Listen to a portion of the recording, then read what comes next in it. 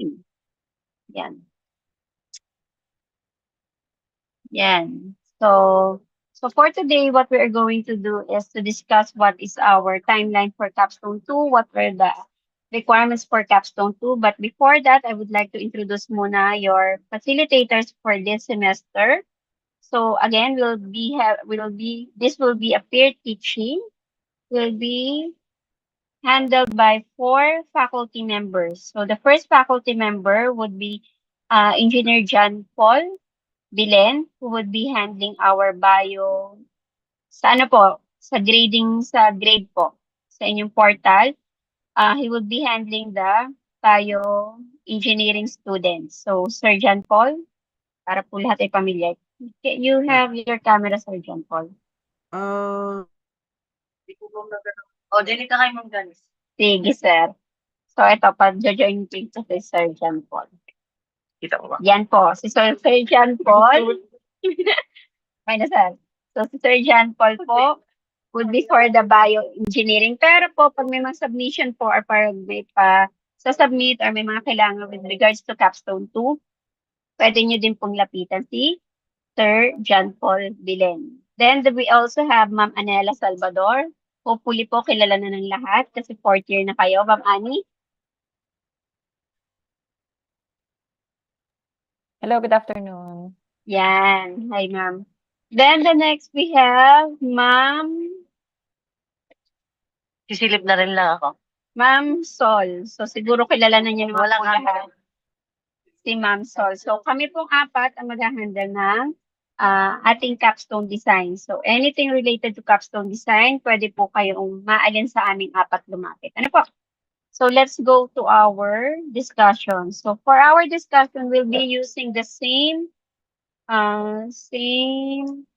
LMS. So yung mga grupo nyo po na hindi nag-enroll, especially po sa ating Aero. Kasi yung pong ECI, SMEX, BioE, sila po ay active last sem kasi capstone 1 nila. So sa mga Aero po na hindi nakapag-join last sem, be sure po na mag-join ngayon sa ating LMS. Okay po?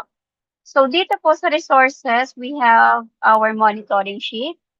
So same thing, this will serve as our guide po.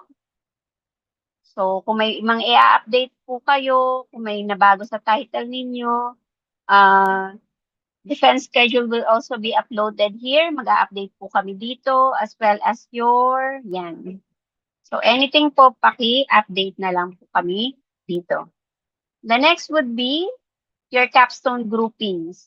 So yung capstone groupings po, so ito po yung view mismo ng estudyante ha. So sa capstone groupings, kung hindi pa kayo nakakapamili ng kagrupo nyo or wala pa kayo, kailangan po meron na kayong kagrupo dito kasi hindi mai-evaluate yung self and peer assessment niyo. So for Aero, be sure na meron na po kayong mga kagrupo dito. Yan. Okay? Next is the manuscript templates. So we've already uploaded, yan. So we've already updated the manuscript templates here. Just be sure po pa-remove naman po ng expanded tertiary education or ETIAP. Hindi po kayo ETIAP.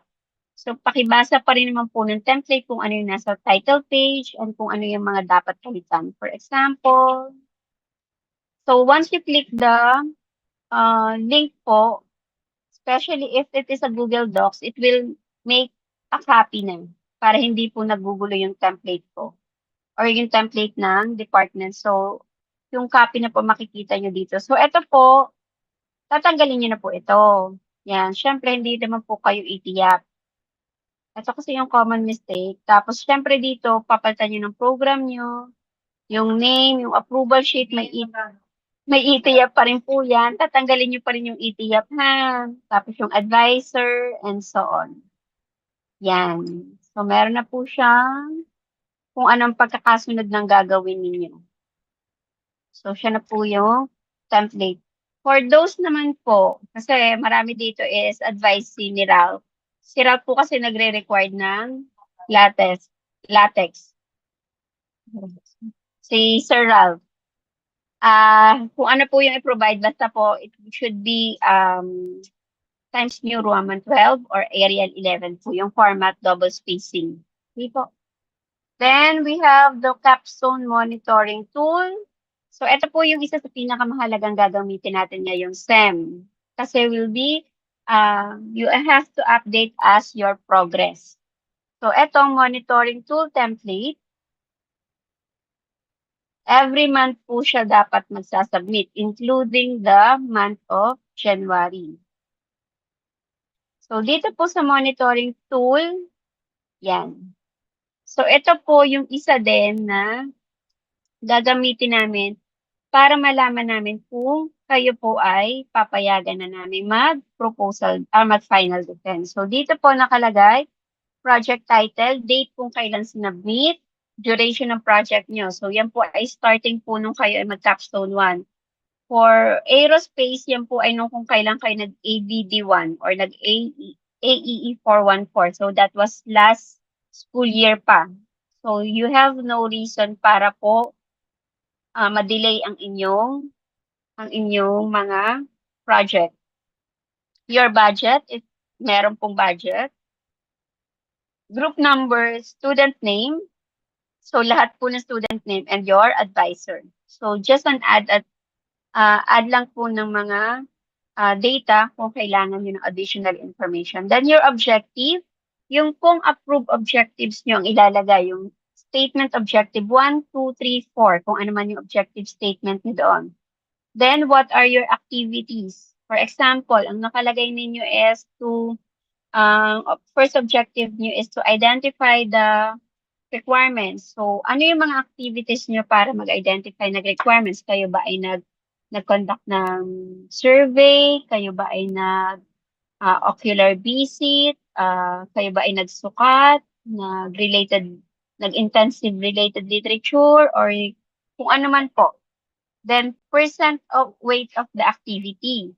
So, tingnan po ninyo kung halimbawa doon sa lahat ng activities nyo, ilan bang percent ang iaalat nyo siya. For example, yung activity 1 naman pala is mag-data gathering lang. So, baka siya yung pinakamabigat, pwede nyo siyang gawin 30% of 30% ang weight ng activity nyo.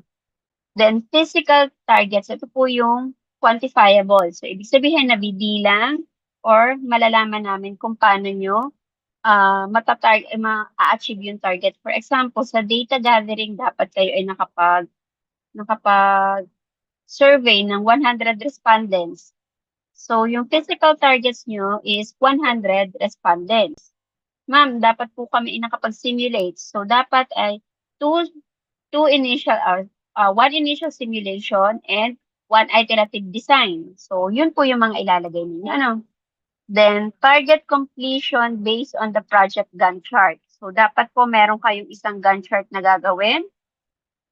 Doon po natin i-base. For objective 1, ilang buwan ba ang iaalat natin? So, ngayon po ay hindi na kayo pwede masyadong magtagal na. Hanggang April po, dapat ang inyong project kung kaya. Otherwise po, wag na po mag-a-apply ng for graduation kasi baka hindi naman kayang tapusin.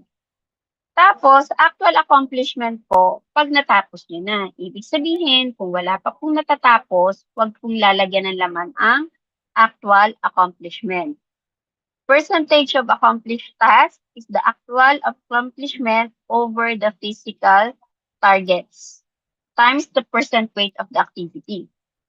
Kasi itong percent weight of activities po, dapat po siya is, ang total niya, ang sum niya is 100%.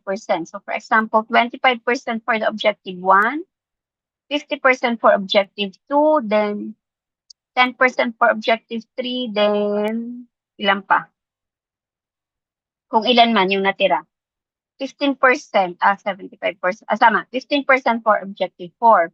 So, dito sa accomplishment, yung actual accomplishment nyo, ilan ba yung actual accomplishment nyo? For example, is out of 100 respondents, isa pa lang na papasagot nyo, that is 1/100 times kung ilang percent ba yung inyong activity, which is 25%. Para makita natin gaano pa kalaki yung habulin nyo or saan kayo nagtatagal. So, notable findings or challenges, dito nyo po ilalagay ano yung mga nagiging problem nyo, bakit or challenges nyo, bakit mababa yung percentage nyo. And possible kasi hindi tugma yung target date. For example, ang target date nyo sa Gantt chart is January. Pero February na wala pa kayo natatapos.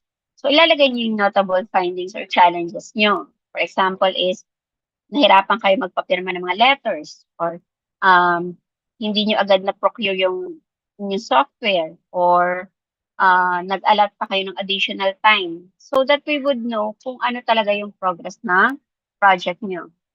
Okay? Clear po tayo doon sa first table, sa work plan.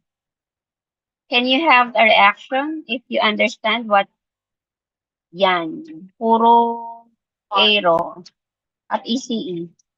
Kasi walang section yung iba. Okay? Thank you po.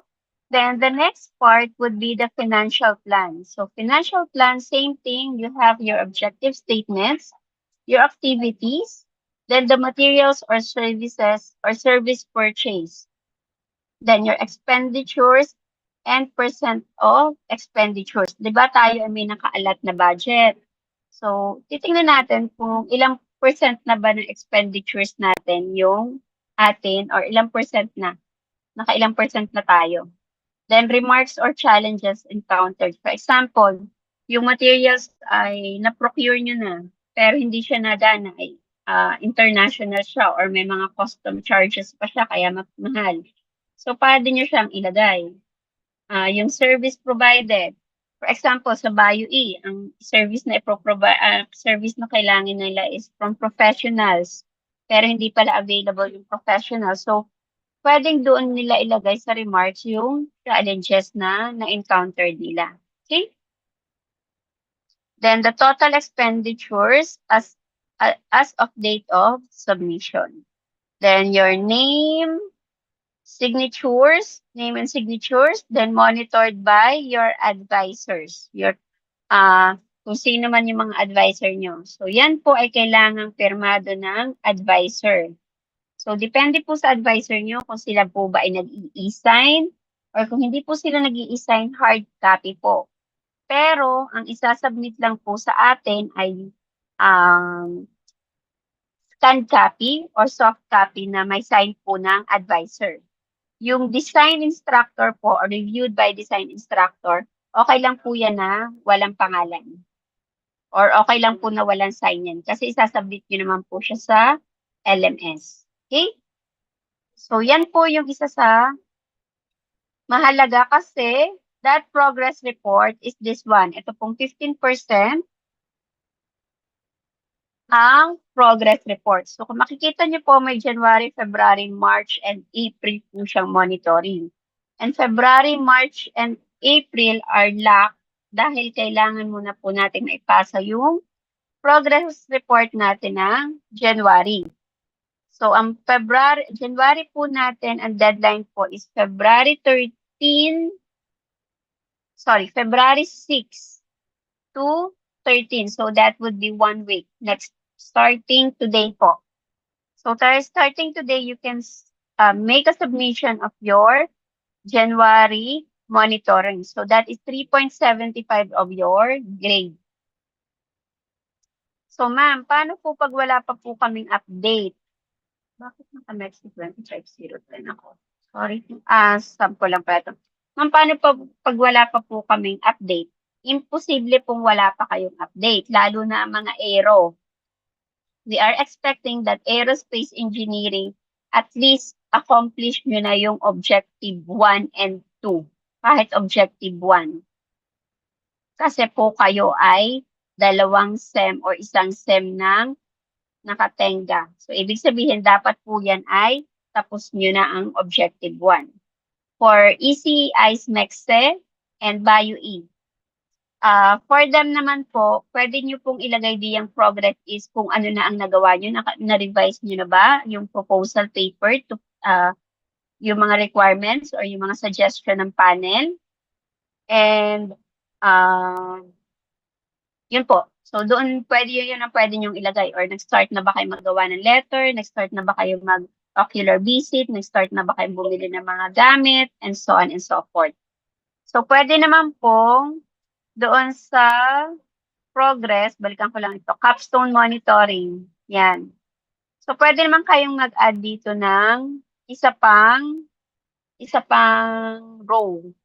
So, aside, wala siyang objective, but ang activities nyo is, let's say, yung accomplishing or revising proposal manuscript based on the suggestion of the panel. So, pwede din pong yun ang inyong maging accomplishment for January. So, supposed to be, dapat po lahat ng inyong proposal is, or lahat ng inyong manuscript is already revised based on the requirements or based on the suggestions of the panel. So, yun po yung ina-expect namin naman na update or progress from lahat po, from ECEI's MEXE and BioE. But for Aero, specifically for Aero, dapat po may na-accomplish na kayong objective. Kasi kayo po yung una naming isasalang sa final defense. Kasi dapat kayo ay tapos na. So we're expecting po na ang Aero po ay magdi-defense by mas maaga po kayo magdi-defense. Kung ang ating po, yung 4 na program is magdi-defense na siguro second week ng April, nawawala yung calendar ko, maliit. May week that's to. Yan. So, ang ating 4 na program, we're expecting them to have their defense as early as 3rd week of May, that is April 20.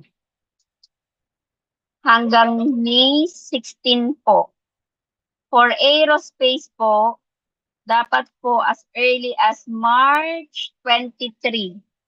Nag-i-start na kayo hanggang April 10 ng pagdi-defense.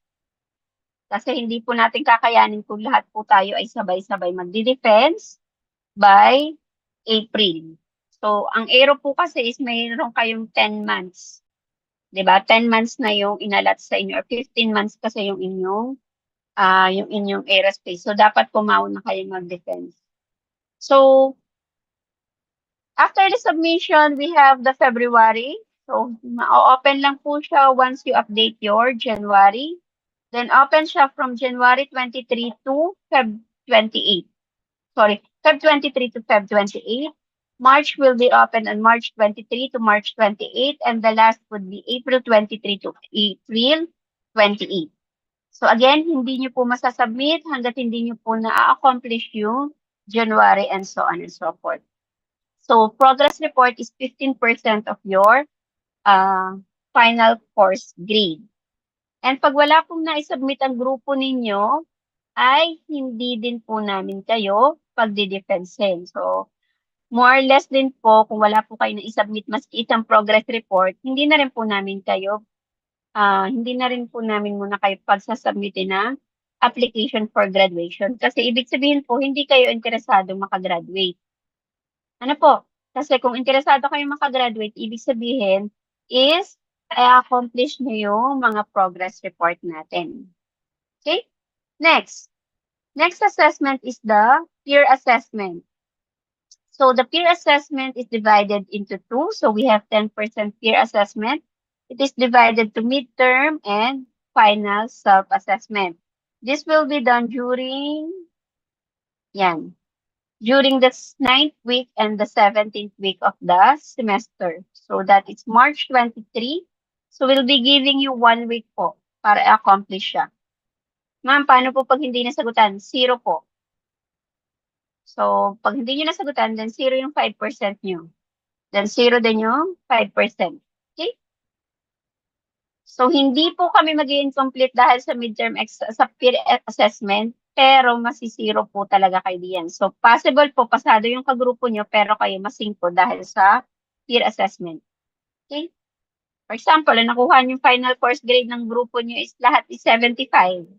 Eh, wala kayong 5% na midterm. So, 70 kayo. So, 5 po yun.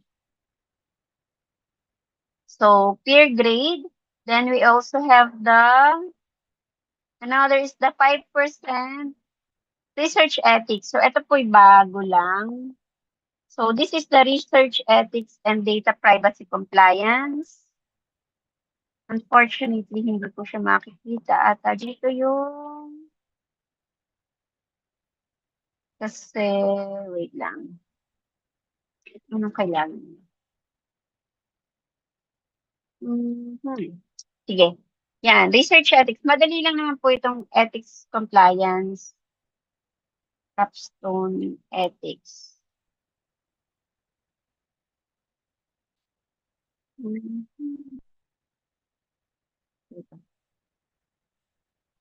So, titingnan lang natin kung naging compliance tayo sa ethics na, lalo na po yung may mga involved na mga tao. So, meron na po kasi tayong approved na ethics. So we have the compliance checklist for the department. So, dito po is general ethical conduct. You keep a logbook signed by the advisor every 2 weeks. So, hindi naman po kami medyo mahigpit dito sa signed by your advisor every 2 weeks.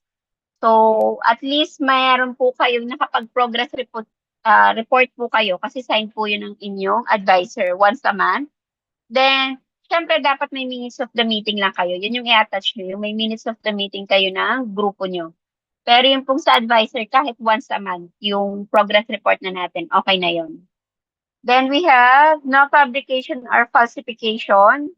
So, i-check nyo lang naman kung wala kayo.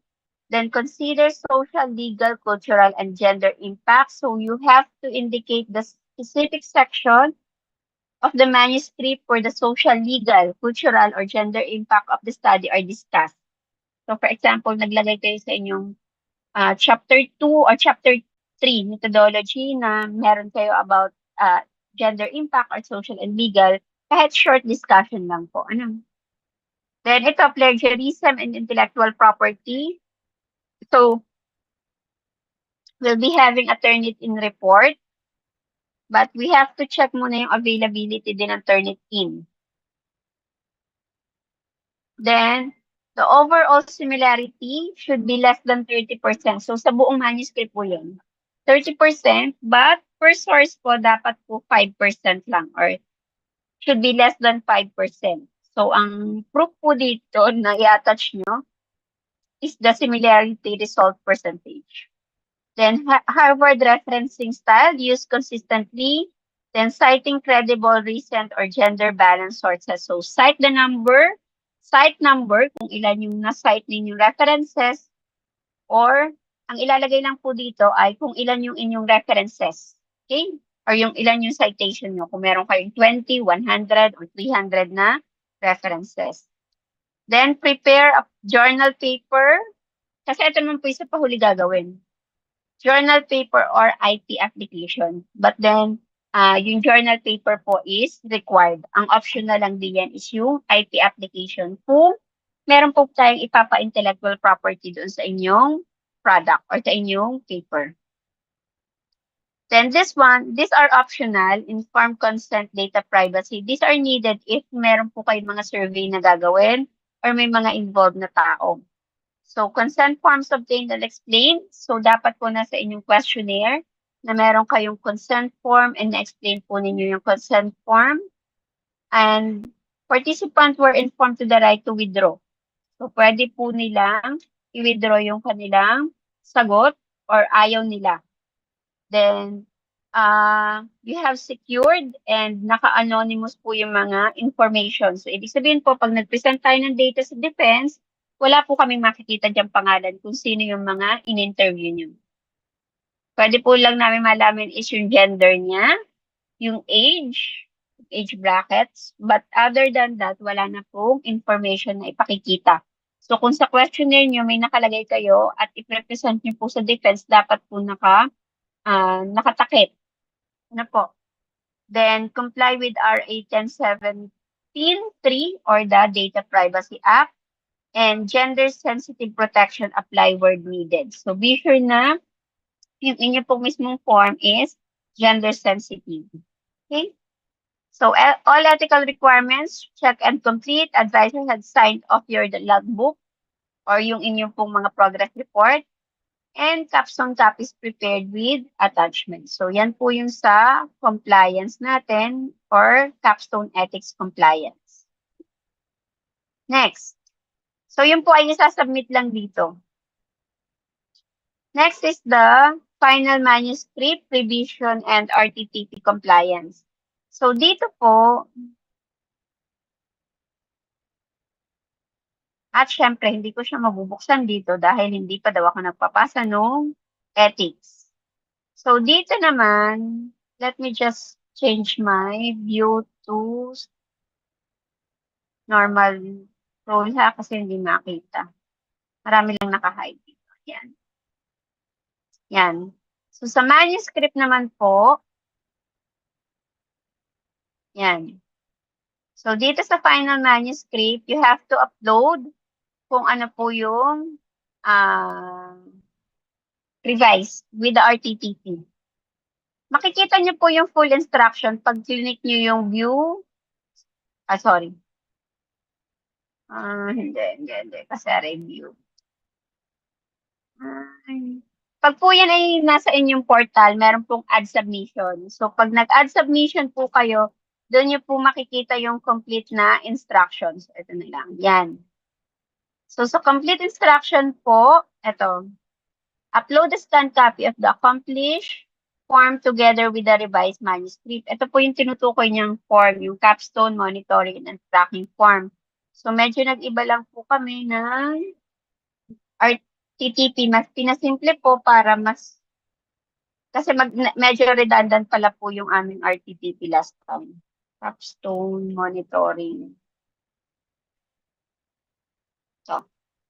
So, dito po sa capstone monitoring and tracking form, so, ito po yung makikita nyo. Capstone title, group number, proponents, date of defense. Hindi na po siya proposal defense.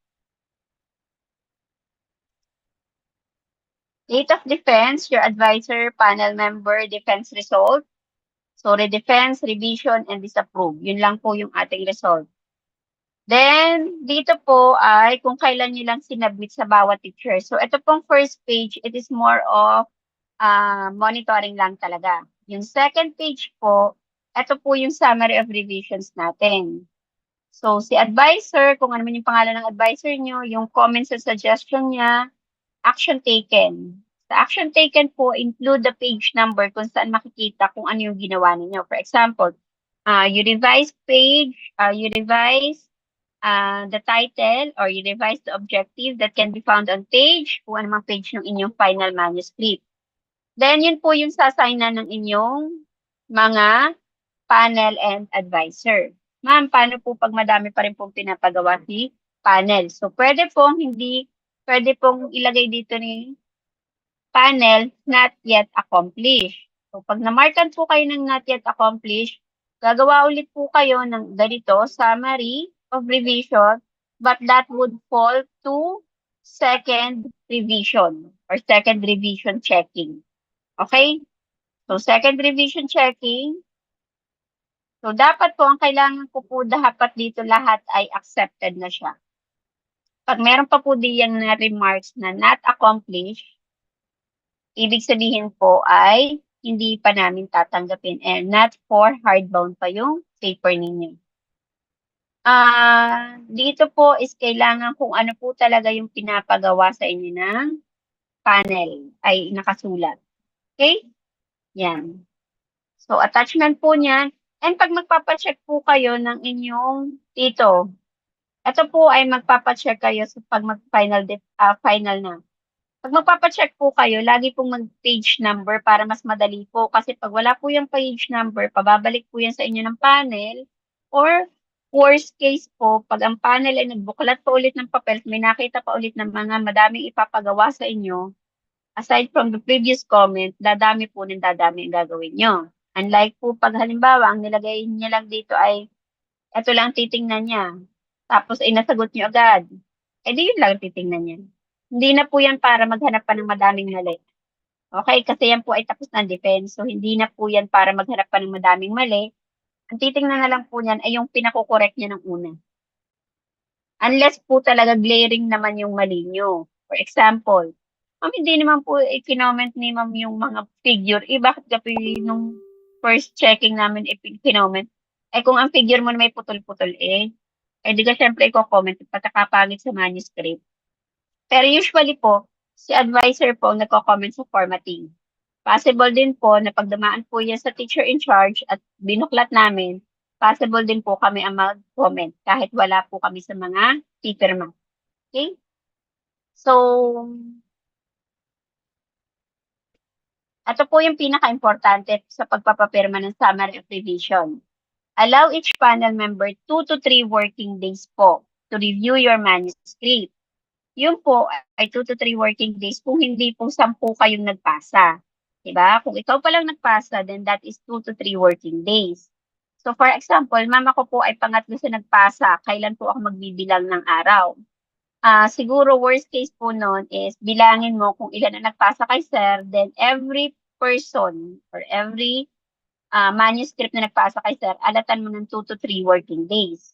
So for example, kung ikaw ay pangatlo, then 6 days pa. So, sa pang 7, 8, 9, 7 to 9 day pa, yung worst case or yung pwede ka mag-follow up. Kasi doon pa lang siya, doon pa lang talaga maaalaw. So, ang target po natin talaga is at least ma-check ng inyong, makapag-check ang panel 2 to 3 working days ng isang manuscript, hindi po 10 manuscript. Okay? Baka po kasi, ma'am, hindi po sinecheckan, kasasubmit lang. Ma'am, kaya po kami nagtatagal, ayaw po agad checkan ng panel. Hindi po ganun ha, kasi hindi lang naman po yan ang ginagawa ng panel. So, kaya po binibigyan natin sila ng ample time para sa pag-check. So, same thing with your advisor. 2 to 3 working days. So, depende din po sa advisors ninyo kung kailan po niya ma-check. So, pwede naman po kayo makipag-usap. Pero sa mga panel po, I'll be asking 2 to 3 working days. Okay? Kung hindi pa po, for example, ma'am, kami lang po ang nagpasa kay sir. Kami lang po ang nagpasa, wala daw po siyang ibang chechikan. Pero kami po ay umabot na ng 6 na araw. So, pwede niyo na po sabihin sa mga teacher in charge para kami po ang mag-follow up. Kaya po tayo ay may monitoring para alam namin kung kailan niyo isinubmit. So, yan po ay nasa panel. Pero ipapanote din po namin kung pang ilan na yung na-receive niyang manuscript, kung pang ilan yung manuscript niyo. Para alam namin, ay hindi pa naman, okay pa, pwede pa naman. So, attach the summary of revision and especially the complete manuscript kasi doon niya titingnan yung inyong document. Dito lang po sa part na to tayo magiging medyo magastos sa pagpaprint ng papel. Kasi hindi po talaga kami nagpapa-check ng soft copy. You can ask your panel kung gusto niyo ng soft copy, but as much as possible, may hard copy po na naipot para alam din namin kung nasaan na yung mga pinachechikan niyo. Okay? So, halimbawa po talaga tumagal na ng isang buwan yung pinachechikan niyo sa isang panel, kindly call the attention of kindly ask the help of your teacher in charge para kami na po mismo magpa-follow up. Baka po kasi natambakan din or baka naman po laging OB yung inyong advisor or yung inyong panel. For example po, yung mga nasa Steel Hub, yun. Kasi po sila malimit po wala dito sa school or malimit po ay madami po silang OB. So, yun po. Again, working days po yung pinag-uusapan yung nandito sila. So, pag OB po, hindi po yung counted sa kanila. Kaya po inaalam din namin yung schedule nila. Okay, next. So, that would be for the monitoring sheet. For the final manuscript. So, sa pahuli pa rin naman po niyan.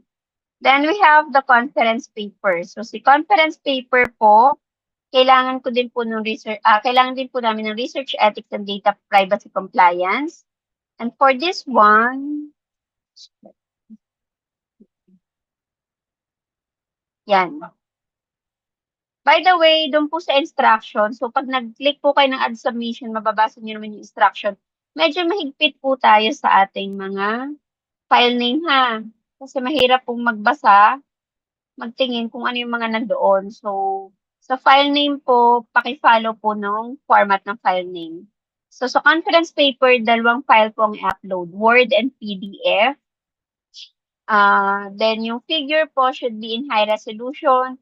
And kung talaga po, para po ma-ensure na high-res yung inyong figure, it should be uploaded individually as an image.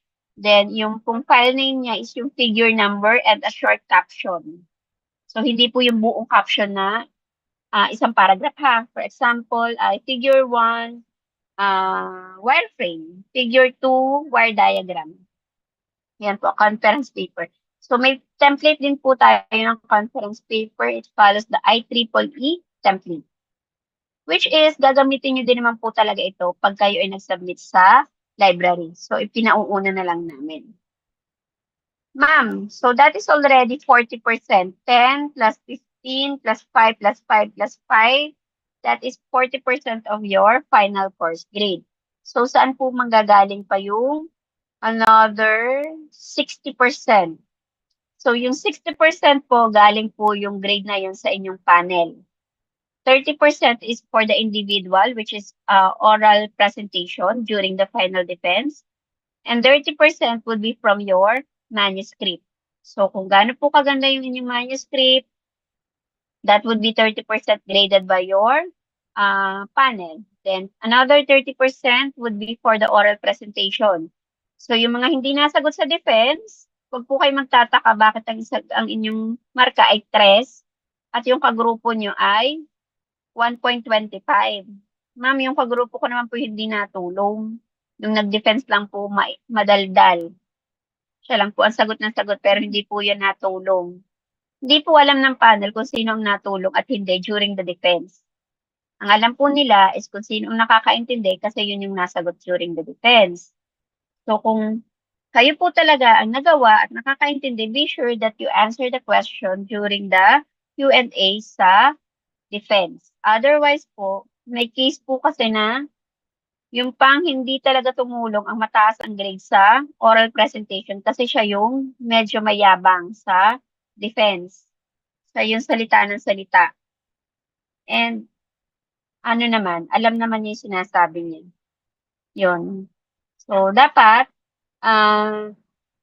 improve din po natin yung skills natin sa pag-o-oral presentation. Are we clear on that? Gising pa ba? Naintindihan? Yun. Sana nga naintindihan ha. Baka mamaya puro tanong na naman. So, what needs to be accomplished is your revised proposal manuscript. So, this would be the first thing that you are going to do. You have to submit your revised proposal manuscript. So, deadline po niyan ay, kasi yung iba po talaga nag-edit pa, especially yung ating ECEI's Magsebayo E. Pero yung Aero po, supposed to be tapos na po yung proposal manuscript nyo. So, yung proposal manuscript po is just the chapter 1 to 3. So, doon na rin po yung approved objectives nyo. So, chapter 1 to 3 po ay isasubmit ngayon within this month of February. So, sa lahat po ito ha, para sa lahat. You are going to submit your chapter 1 to 3 dito po.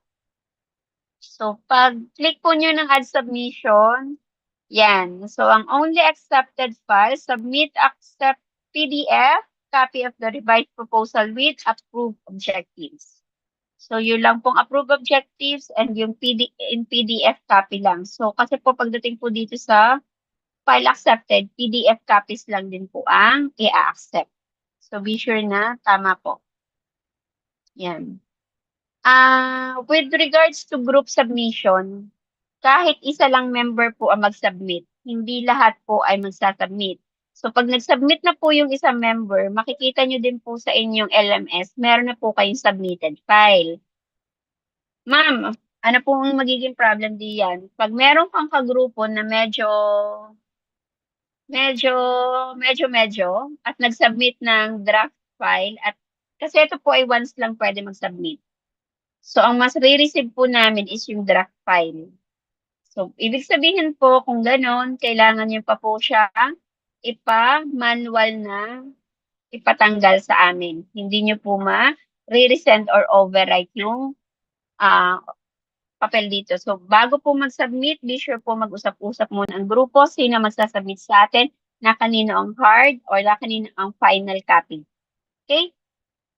Kasi kung ano yung sinubmit nyo, yun yung grade na namin. So, kung halimbawa sinubmit nyo yung mga walang pirma, hindi pa rin po siya accepted or mababa po yung grade niya.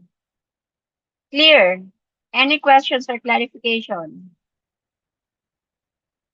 Questions, clarifications? None? Okay.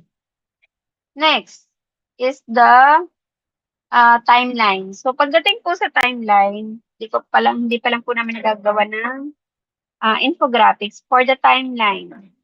Timeline po natin, I will start so for the 9th week, we have our self and peer assessment. Then, I think meron po dito. Wait lang.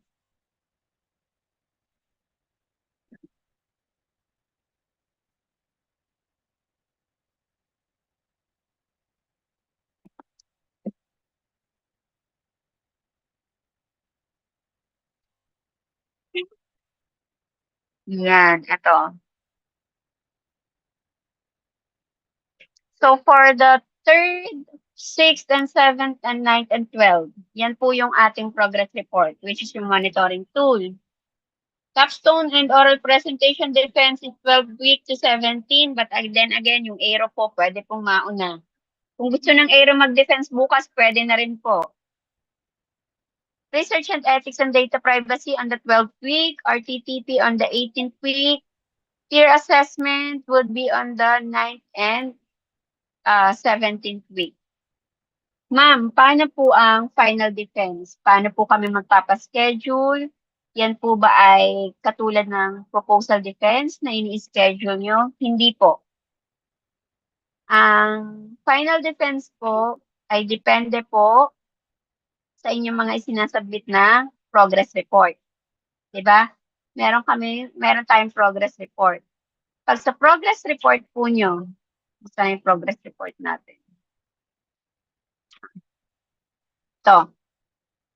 Pag dito, nakita po namin na ang total accomplishment of the day nyo is 100%. Yun lang po yung papayagan namin mag-defense. Yun lang po yung pwedeng mag-schedule. So, pag wala po yan, hindi pa kayo nakaka 100%, hindi pa po yan papayagang mag-defense. So, ma'am, ibig sabihin po ba, di po ba may submission tayo ng progress report sa 3rd week, next week? And next week po, nung nagpapirma na kami sa aming advisor, 100% na po ang aming progress. Pwede na po ba kaming magpa-schedule? Yes po, pwede na kayo magpa-schedule. Kung sa 6th week or kung napaaga, ma'am, ang submission pa po ng monitoring tool natin is 6th week. Pero 5th week po, tapos na kami. Nag-submit na rin po kami. Magsasubmit po kami ng aming progress report ng mas maaga. Pwede na rin po ba kami magpa-schedule for defense? Yes po. Yun na rin po kasi mag-serve as endorsement ng inyong mga advisor. Yung inyong progress report. So, hindi po kami mag-i-schedule or hindi po naman i-allowed ang schedule ng final defense kung ang progress report nyo ay hindi pa 100%. Kasi po ang magiging burden po nyon ay ang panel po ang magagalit sa amin kasi bakit namin kayo pinapayagan mag-defense nang hindi pa naman pala accomplish yung objective nyo. So, marire-defense lang po kayo. So, dapat po, ang percentage of accomplished task is 100% for all the objectives. Clear? Clear po tayo doon. Yan. So, yung mga aero, dapat mga nasa 50% na yung inyong accomplishment. Diba? Yung iba, talagang wala pa po. So, 0 po. Malamang yung first progress report nyo next week is possible po talaga 0 pa yung nakalagay. Wala pong problema doon. Again, ang target po natin is 100% natin yan before the 12th week bago po tayo mag-start ng defense natin. Any other questions or clarifications? Questions, clarifications? So, meron din po tayo ditong module. Although we will not be discussing this ng isa-isa po ha, pwede nyo naman siyang basahin. So, dito po ay kayo ay mag-i-start na sa chapter 4. So, data results, organizing, quantitative, use of tables, summary of findings, and conference papers. So, kayo po ay mag-i-start on page 4, page 79. Pero pwede nyo balikan din yung methodology. Yan. Then, meron po dito, ano nga yun? Panels and advisors fee, page 91. Yan, so, page 91. Last time po, hindi po kami naniningil. Pero, during your final defense po, page 91, ang layo po pala. 76. Common question. But during the final defense po, meron po tayong panels and advisors fee. So, in line with the university policy, the department follows the schedule of fees for panel members and advisors set by the College of Engineering. So, this fee serves as honoraria and recognition of the expertise, time, and effort dedicated by the panel and advisor in guiding and evaluating student research. So students are expected to comply with this requirement as part of the administrative process of the oral defense. So dito po, ang fee po natin is 1,000 for the advisor. So depende kung ilang advisor ang kinuha nyo. And we have the 600 for chair and 500 for each member of the panel. Yun po ay as of today, as of February 2. So wala pa naman po akong alam kung magkakaroon ng increase. Pero kung magkakaroon po ng increase, then we will just inform you during the defense. Yung payment po covers your proposal and final defense. Kung mapapansin nyo sa ibang department po, ang kanila po is 250 and 300 sa chair and sa panel. Kasi po, nagbabayad po sila sa proposal, nagbabayad po sila sa final defense. So sa atin po kasi is final defense na po tayo ng niningil para doon sa dalawang defense. So, same lang din po. Hindi po mataas ang sinisingil namin. Yan. So, presentation should be, yun. Yun lang naman po yun sa panel and advisors fee natin. So, again, yung rate po, kung ano po yung pinasusunod ng College of Engineering. Hindi po kami ang nagsaset ng rate at hindi po kami naniningil na above the rate. So, yun po yung sa panels fee. Then we have, what else? Yan. So, yung iba naman po ay preparation lang and ILO alignment. So, although yung ILO alignment po natin, meron lang kaming mga binago. So, that is for the instructional module. So, kung meron po kayong hindi medyo maintindihan sa kung paano gagawin ng isang chapter, you can look for the instructional module para malaman ninyo, no? What else? So, yun lang naman po ata. Any questions or clarification po? So, let's have our Q&A. Questions po, clarification.